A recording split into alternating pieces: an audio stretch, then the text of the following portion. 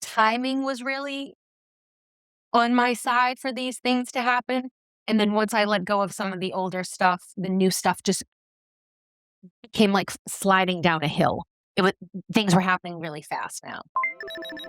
I'll have what she's having. Welcome to another edition of She talks confidence. Podcast. Welcome back. This is Tony. This is the She Talks Confidence podcast. Today, my guest is Lisa Parda, is the owner of Realtyscape Brokerage. You've spent your life helping people reimagine their homes through your real estate. But with your new cookbook called My Love Language is Food, it says food's about survival. When did your own home stop feeling like a sanctuary and start feeling like a survival situation for you? First of all, I want to say thank you for having me on. It's an honor. And I will say that I have probably a very similar story to a lot of people in my generation and then the generation after me, where kitchen growing up was not a place food was cooked. Hmm. It was a place that needed to be maintained as spotless. My mother was always on a diet, as I was I. I did my homework in my kitchen. Mhm. It wasn't this, and I am of Italian descent, but it wasn't this amazing, warm place where there was someone always pittering around the stove or anything. So I came from the place that it was like the tango dance of like we wanted it, but we couldn't have it. And we were always on this calorie deficit. And all of my friends were on diets, and all my mom's friends were on diets. It was like we wanted heroin thin, we wanted the bones through our clothing. And then it comes into I meet my husband, who was my boyfriend at the time, and he's eating. He's 6'1". We call him my isosceles triangle. He's like a big dude. And I don't know what this dieting is, but we're going to eat. Uh, I learned to love food through learning to love him, really. But then I had a health crisis. So my father passed away, and I started developing psoriasis as a stress response to the grief. mm, mhm. And it was in learning about psoriasis and that I learned about the kitchen, and that I learned I needed to overhaul not necessarily what tasted amazing as much as what was going to fuel my body and make me feel better in my body and keep the psoriasis at bay. That's an important thing to point out. And if I'm going to chime in with my own personal experience, I have had body dysmorphia since forever because I was brought up, or I was a kind of a big boned kid, is what they used to call it, or a husky kid. I was a bigger It's kid. I wasn't an overweight kid, but just bigger. And of course, kids like to find any soft point in any other kid to bang on them because they know that that's a power thing that kids do. So with me, I know that with trying to control that and it being such a big thing, the food thing with me, there was a huge level of guilt and shame in terms of spiraling out if you happen to indulge every once in a while. Did you deal with those going through this? And how did oh you yeah. deal with the guilt and the shame that went along with this? So I actually took a certain amount of pride in withholding. I was a great withholder. I could go and eat one meal a day, which was usually McDonald's or pizza, and I would have my 1,200 calories, which was all I was allowed to eat in that one meal. And then I Did, would starve myself the remaining time. did the So I 1200, went was that through your, did you impose that yourself or was that imposed by your mom? that was imposed by the women who were dieting in my circles, that Oh, you couldn't have more than 1,200 calories. And what was interesting was I was 5'4" and 112 pounds at 12. oh, Which wow. for a 12-year-old was might as well have been ginormous. That's not even a real word, but it was how it would be described. I never grew another inch. Like, when I would go to the doctor, they would say, "You're gonna be at least 5'8", you're tall, you're coming out of the gate strong, you're healthy, like, you've got bone development well, and you're gonna be tall." And I thought I was gonna have these gorgeous long legs. I started dieting, and I might as well have started smoking because I never grew again. Oh, wow. Do you So think that was the reason this why? It wasn't the you think that calorie Huh? deficit was the reason why you didn't your pituitary 100. didn't kick It in was and also it was also that I was worried about calories, I wasn't worried about nutrition. yeah, but hence the So now I McDonald's and the have pizza, like, taking up your 1,200 calories, right? Yes. So I think I just nutritionally, my body was doing the best it could in that period. And I had starved I remember I was so excited for my senior prom that I was a size 0. Oh, wow. So I had gotten, even though I was older and had developed boobs and hips and like a female body, I was still maintaining a thinness that I did at 12, where I got down to 114 pounds for my senior prom. And remember my dress being a size 0. And I remember telling my boyfriend, "Oh, I've got a size 0." And he's like, "Is that a designer? I don't even know what that means." I'm like, "No, that's my dress." And I remember him being like, "When you sit on my lap, your bones in your ass hurt my lap." Yeah.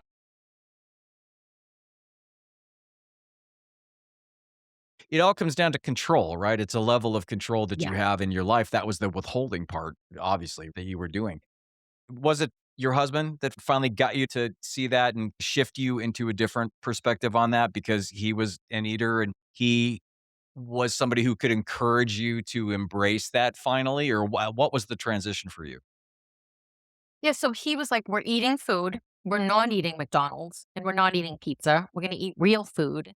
And it was eating real food that allowed me to have way more calories Mhm. and not and actually lose a little bit of weight because I was Mhm. finally eating real unprocessed foods for the most part. I'd have a piece of fish and a baked potato and a vegetable or a salad, and it was like, "Wow, this is so many." And I would have that as like my second meal of the day. I would still be having a grapefruit for breakfast or some kind of tea shake or there used to be these Slim Fast Oh, the Slim Fast, yeah. already in a box Yeah, the shapes, yeah. shakes, and they were Uh-huh. 100 calories, so I would Uh-huh. do that sometime for 2 meals a day and then have a normal dinner. But it was him also loving my body, so the parts of my body that I was always trying to diet off were his favorite part. And it was funny, so the part that I'm trying to get to go away is the part that he's so in love with, and Yeah. also I have curly hair, and he would say, "Stop straightening your hair. Do you know people would kill for your hair?" It was loving a part of me I didn't accept that allowed me to accept it and see it as attractive from actually someone I really value their opinion perspective. What was the age? Was that further along or was that like in the 20s, 30s? And then how did that That was impact? 22, 24.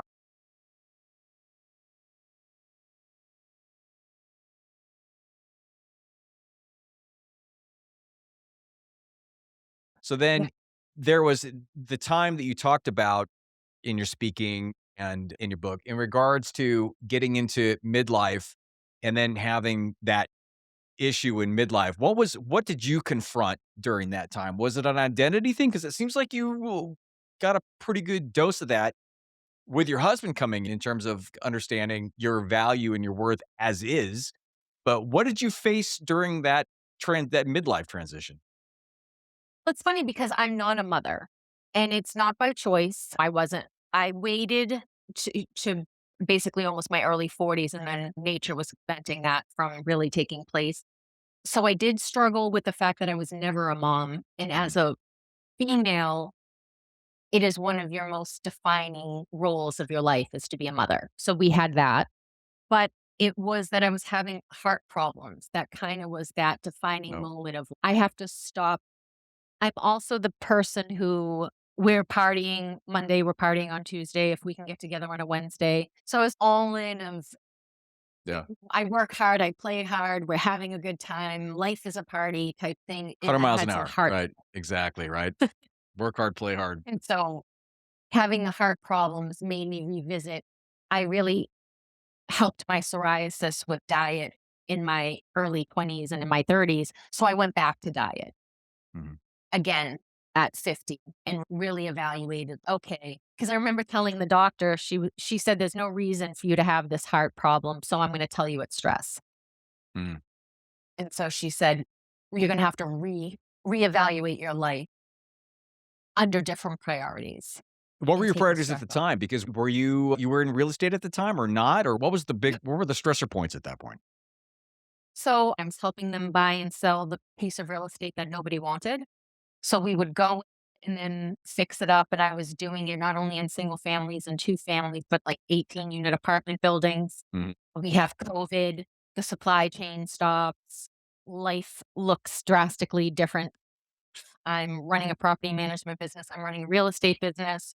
I'm trying to put out a cookbook and do some kind of dream project.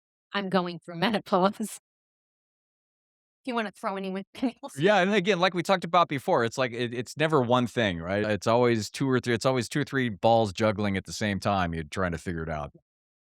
All that stuff happening, it was the health thing that really was the leverage, right? That created the change? Yes, because that was the time sensitive. How do you want the rest of your life to look?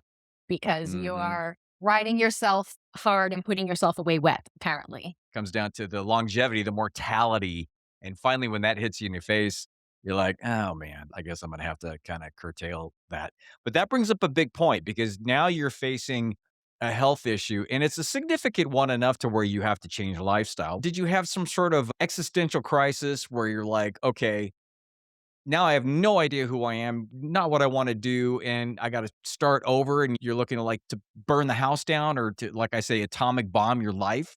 Or was it one of those things where you started to take inventory slowly? What was your process of reevaluating and creating a new foundation for yourself?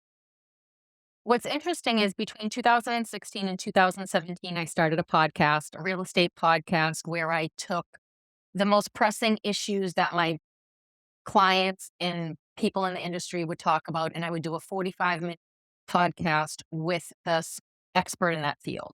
Hmm, So, fire, flood, or blood, right? We're talking with our remediation company. Drug problem with the property, we're talking to the police department and the security. You're trying to figure out your tax scenario, let's talk to the 1031 specialist. So mhm. I had started that, but podcasts weren't really a big thing yet in 2016 in my world. What I was trying to do was give myself time back instead of having these individual personalized conversations 100 times a week. I was trying to film them and say, go listen to this, all your questions will be answered. And I did it for a year and it didn't seem to take off. It wasn't really getting a lot of traction. So I had dropped that. And I was thinking I would really like to get out of property management, but I just didn't know how to fulfill the financial piece that it was providing. I had all these things in the back, and then the radio show came an opportunity that came out of nowhere. And I realized I can't go to my new life while dragging my old life along.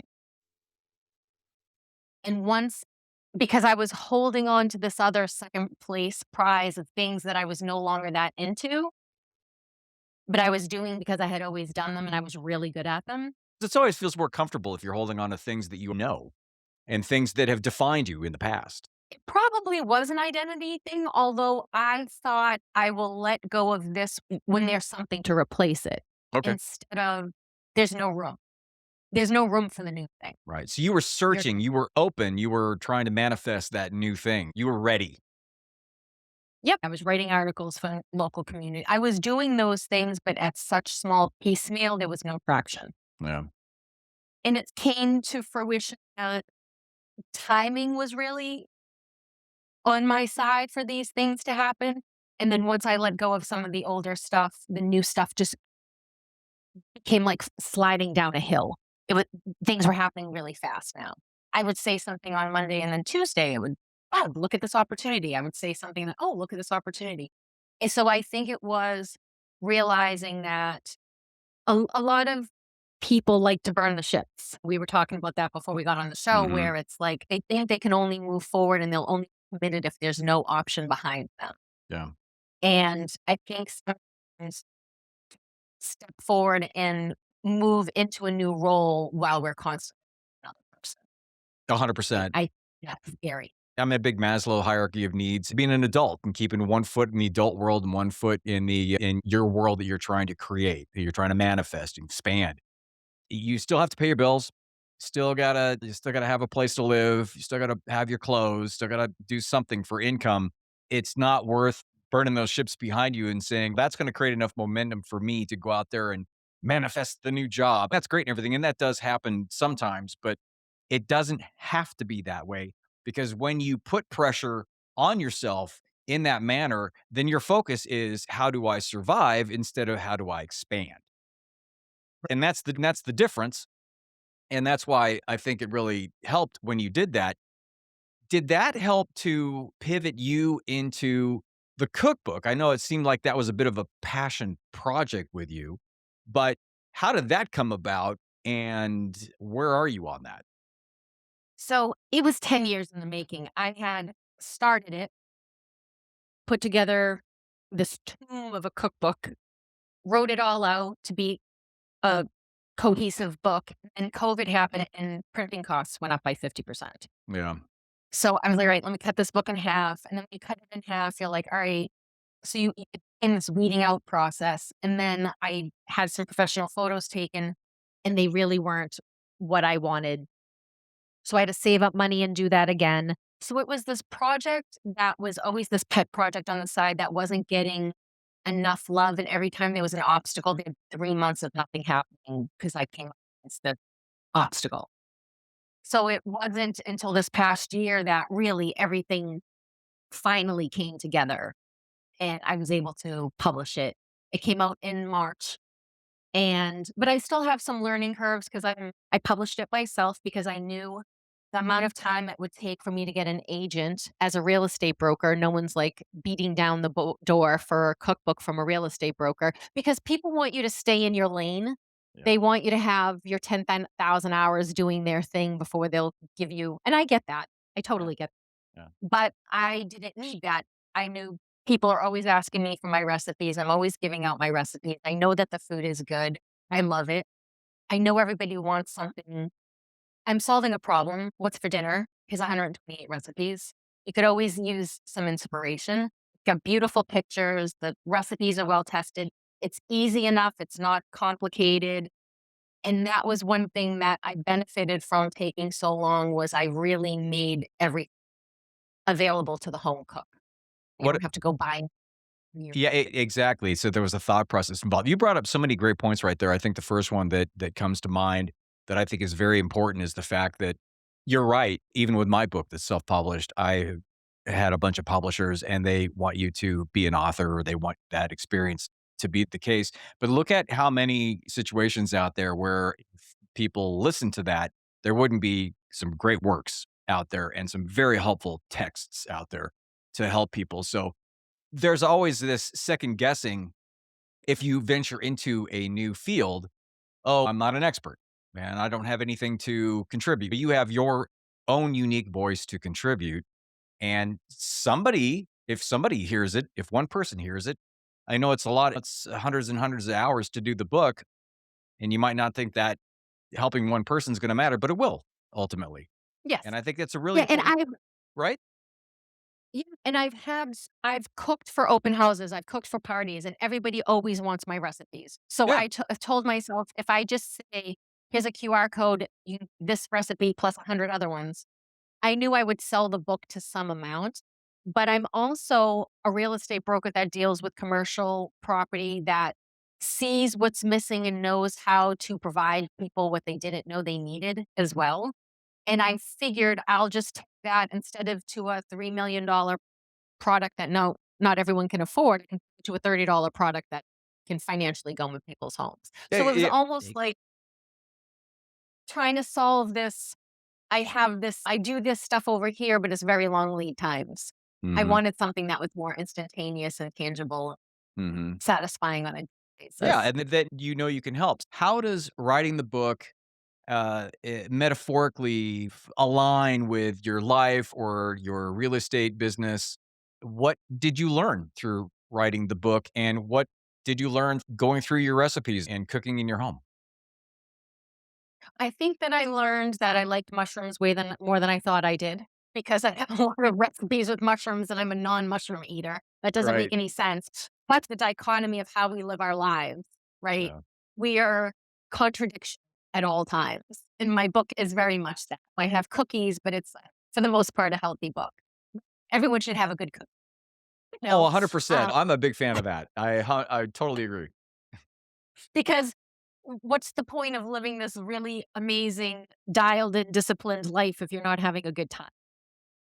You have to, right? And that's that whole thing about cheat day, that whole thing about the body dysmorphia, the guilt and the shame spiral that happens when you have one too many M&Ms. And what's the point, right? Really, you could live in that reality that you're making for yourself, but it doesn't help you in the long run. Just enjoy yourself. And then for me, as I've gone along, it's just a process of learning more portion control and then just letting myself have whatever I want at certain times. But I got to tell you, that took a lot for me because of Oh, how it's a I was constant raised, practice. right? And I think it's a constant practice. I just came Yeah. back from Greece. They eat considerably less food than we do. They eat considerably less times that if you look, the Greeks don't have really a breakfast. Yeah, that's what I've You heard. know, they're Yes. having cigarettes. No joke. Cigarettes. They still smoke inside. There's an ashtray on every s it's still Cigarettes and smoking coffee. inside like a nice Yeah. So everything's airplane, and their cappuccino and their cigarettes until at least 1. It just Parliament Light and a cup of black espresso. Yeah. 'cause they're active for 3 hours every day, and they have a different take on life, and I'm like, "How do they all live to 90?" They're chain smoking and drinking caffeine, like, to my heart would explode. Right. But s so part of it, I think, is, like, we always need to come from a different perspective, and I think the way this all connects is I had a real estate business that has me out till 8:30 at night in the summer when people have to see properties after work. I still have to maintain a healthy lifestyle. Of course, it would be easier to go through a drive-through every 5 minutes. So this is the way all of us are living. My sister-in-law has 2 my nephews. She's in the season of baseball after school or basketball after school or karate after Oh, school. yeah. Is she Yeah. gonna make some long-winded, drawn-out thing? No. Make something on Saturday or Sunday. You can have it as leftovers a couple of times. You can pop in other stuff in there that doesn't need to be cooked for an hour, and try to meet people where their lives are. Yeah. Yeah. And the more whole food, the more vegetables you can get in, the more fiber you can get in, the variety of food that you can get in. If you can use all of the food in your kitchen, because a lot of people, what they do is they have great intentions. They go out to the supermarket, they spend $300, they come home, and then a week later, they throw the food into the trash. Yeah. Yep. And I'm trying to give you 20 recipes that'll have cabbage in it that you can figure out something for yourself. Right. My biggest pet peeve in experts or people that have made it when when they ask them, I say, "How did you do it?" They're like, "Oh, just this is how I did it, and you got to stick to this, and it's got to be this routine and this plan and stuff." And it doesn't meet people where they're at, and that's why one of the biggest things that I do is you got to have your clients take self inventory first to see where they are at. And I think that brings up something that I'd like to ask you towards the end here. That like the tool or technique. So let's do a quick reality audit for the woman listening who feels like her kitchen, either literally or metaphorically, is a mess. Okay. What would be the 3 questions she would need to ask herself if she's actually building a foundation or just surviving, like we talked about? Okay. So I would say, just for transparency, the inside of my pots and pans drawer is a disaster. You don't have Eg to be perfect in the kitchen. Exactly. You don't have to be perfect, right? Just organized chaos sometimes. Yes. Sometimes, as long as you're unloading the dishwasher and eventually go somewhere you can find it again, that's good enough. When Right. you open my junk drawer, you might get the spatula for 5 minutes Oh, that yeah. you've got to Uh-huh. shake. Where just because I enjoy cooking and I, for the most part, really love it, there are days I don't, right? You may cook something that's disappointing. It's okay. You've had crappy food out too. Mhm. Like, this performative element doesn't have to happen. Only you have to enjoy it. Only cook to please yourself. If that means your spouse or your kids aren't eating something, then they can eat something else, but try to bring a little bit of joy to it. So try to remove the obstacles, which is that perfectionism, that everything has to be in your rice has to be decanted into glass, mason jars, labeled. No, no. Go through your fridge and throw away everything that's expired and start with a cleaner fridge.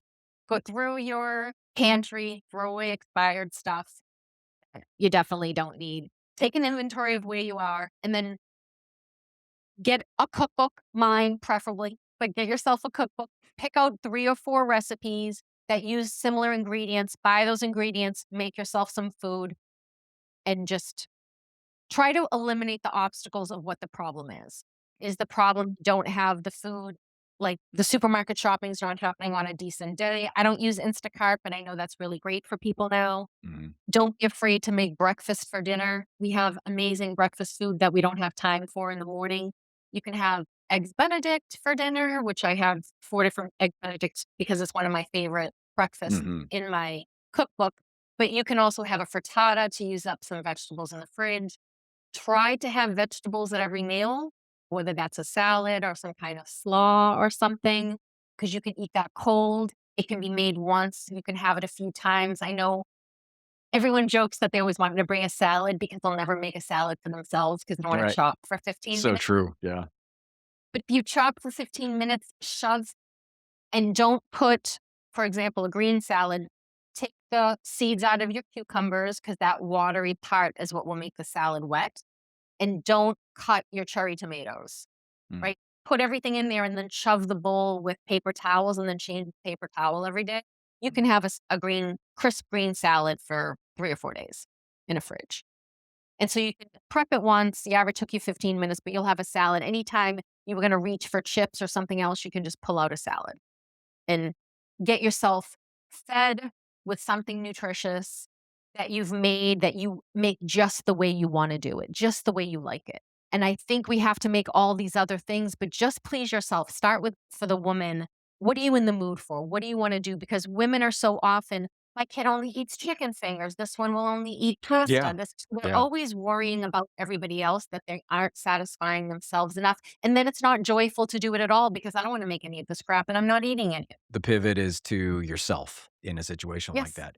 Don't deprioritize yourself. I keep saying that over and over. I know as a single parent and with parents, it's always, or even somebody that's married in a relationship, prioritize the husband, prioritize the wife or the kids because you want to make them feel cared for, make them feel, or you're a people pleaser.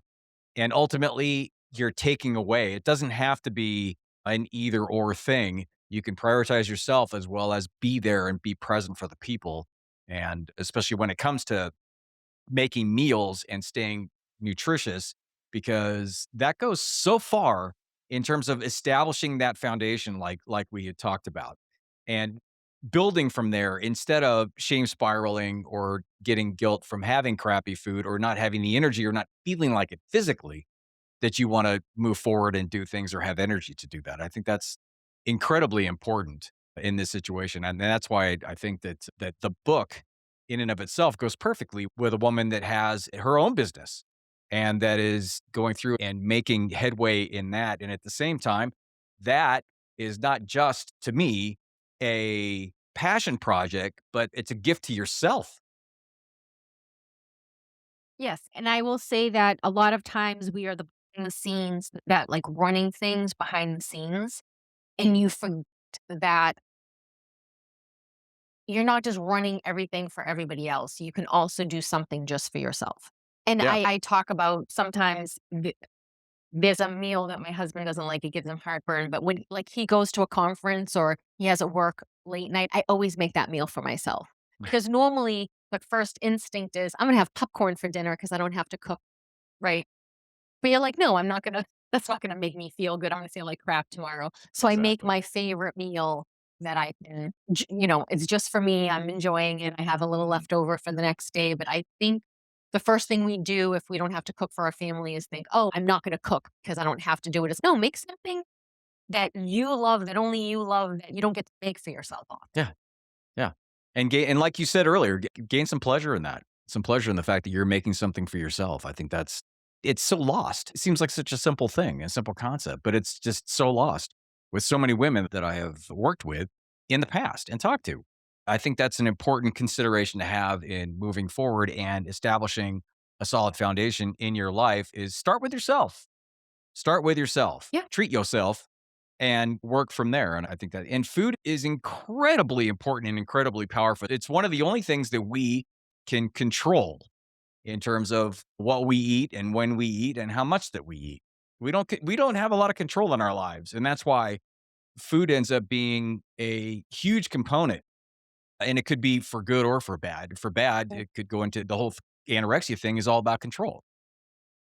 Yeah, and when you talk about Maslow's hierarchy of needs, we need this foundationally.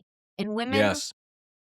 You talk about it too, so it's not an isolating issue just for women, but the always on a diet. Am I eating the right thing? Am I having enough protein? Put cottage cheese in that. Okay. Everyone simmer down. Right. Yeah, we're not all bodybuilders. Like, I know we need a little bit more protein than they originally thought, but I'm not putting cottage cheese in my cookies. We're having a cookie. And I think because now that imposes more rules that this has to be extra healthy. And that, Yeah. no, just one meal a week, have something you really want. And if it's whatever, who cares? Start bringing some joy back into the kitchen, start bringing some joy back into cooking, start Yes. making it not just another chore.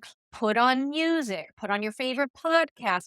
I like sometimes listening to some fun podcasts so I can be laughing or just bring some music. Music is always an energy changer for me whenever I'm getting ready to have a party and I'm cooking. I throw on really fun party music because it's getting me in the mood. Yes. Look through some pretty photographs of cookbooks to warm yourself up almost like food porn. Oh, I could really go for that. Or I forgot Yeah. about that. Or I have mussels in my cookbook and everyone always stops at that picture and they go, oh, yeah, I forget.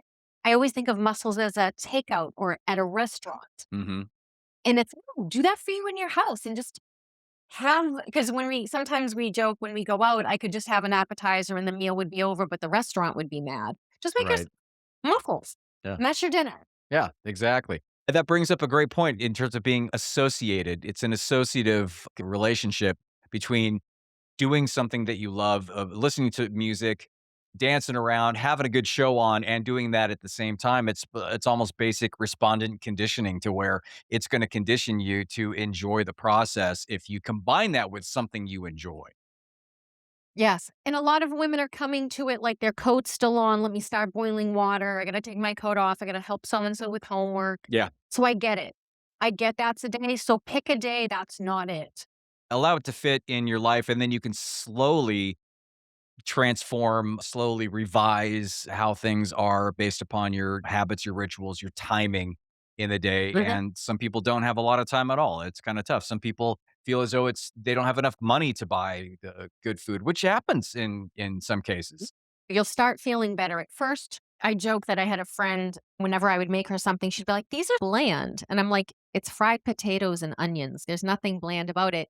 But then I joked later, when you only eat sour cream and onion potatoes, Yeah. yes, a potato with a Vidalia onion Yeah. needs something. Yeah, it needs sour cream and onion chips on top of it, right? So you almost have to readjust Right. your Yeah, taste true. buds. You're not being assaulted with salt and fat and chemicals.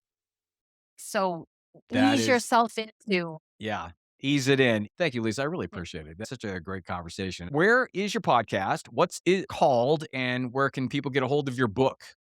the name of my radio show, which is also a podcast. Is called Lisa and Robin on the Mic. And Robin is spelled Robyn. And Mike is like microphone, MIC.